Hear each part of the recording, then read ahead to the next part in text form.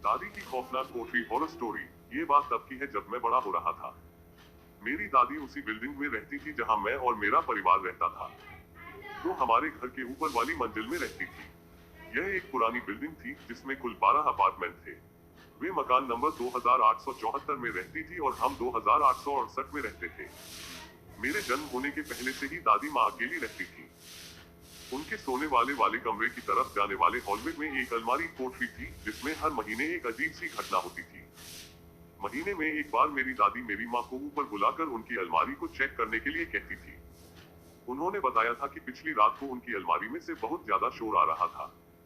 एक बार मेरी माँ काम कर रही थी तो उन्होंने मुझे उनकी जगह पर दादी की मदद करने के लिए भेजा। मुझे नहीं पता था कि यह मेरे जीवन को परेशान करने और मेरे जीवन को अस्त व्यस्त करने वाले अनुभवों की एक शुरुआत होगी। जैसे ही मैंने दादी के कमरे में प्रवेश किया और मैं अलमारी की ओर बढ़ा तो मैं वहां का हाल देखकर दंग रह गया। ऐसा लग रहा था कि मानो किसी ने पूरी अलमारी को अस्त व्यस्त कर दिया हो। उनके सारे कपड़े बक्से खुले हुए और सामान अलमारी से नीचे बिखरे पड़े थे। ऐसा लग रहा था कि मानो दादी के कमरे में कोई तूफान आया हो जो पूरी बिल्डिंग को छोड़कर केवल उनके ही कमरे में आया हो। मैंने दादी से पूछा कि यह कब से हो रहा है तो उन्होंने बताया कि ऐसा पिछले 20 सालों से हो रहा है। मैंने उस समय इस बात पर ज्यादा ध्यान नहीं दिया और मैं अलमारी को साफ सुथरा करके चला गया। इसके 2 साल बाद मेरे माँ का अचानक निधन हो गया। तो मेरी दादी माँ ने हमारा साथ देने और हमें हिम्मत देने के लिए हमारे साथ रहने का फैसला किया ताकि इससे पैसे भी बच जाए और हम सब साथ भी रह सके। इसके कुछ समय पहले ही दादी ने पैसे बचाने और सहायता पाने के लिए हमारे साथ रहने का फैसला किया। उस समय मेरे पापा ने मुझसे कहा कि तुम दादी के बेडरूम से कुछ जरूरी डॉक्यूमेंट्स ले आओ जो मैं वहां रख दिया था। तब मैं उदास मन से दादी के कमरे में जाने लगा पर मुझे कुछ अच्छा महसूस नहीं हो रहा था। जब मैं उस अलमारी के पास से गुजर रहा था तो मुझे जोर जोर से किसी के अलमारी को पीटने की आवाज आ रही थी। लगा जैसे कोई उस अलमारी से बाहर निकलने की कोशिश कर रहा हो। इन सबको नजरअंदाज करते हुए मैं आगे बेडरूम की ओर बढ़ा।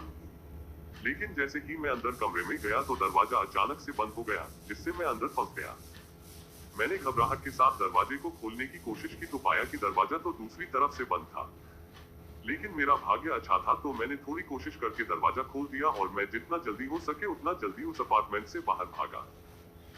जैसे ही मैं उस अलमारी के पास से गुजरा तो मैंने देखा कि वो अलमारी में से जोर जोर से पीटने की आवाज आ रही थी और वो आवाज इस बार काफी तेज थी जिससे वो पूरी अलमारी हिलने लगी थी और ऐसा लगने लगा था जैसे वो अलमारी बस फटने ही वाली है। मैं पूरी तरह डर गया था और जैसे तैसे करके मैं अपने कमरे में पहुंचा। मैंने अपने पापा को दादी माँ के अपार्टमेंट की चाबियां दी और उनसे चिल्लाकर कहा कि आप ही जाकर वो काम कर लो, मैं नहीं जाने वाला। उस अलमारी में आज जो भी हुआ था उससे मैं इतना डर गया था कि अब मैं और वहां जाना क्या उसके बारे में सोचने से भी डरने लगा था। उस दिन के बाद से हमने कभी भी उस घटना का जिक्र नहीं किया और उस दिन के बाद से दादी के कमरे में से जो भी लाना हो वो सारा काम पापा ने ही किया।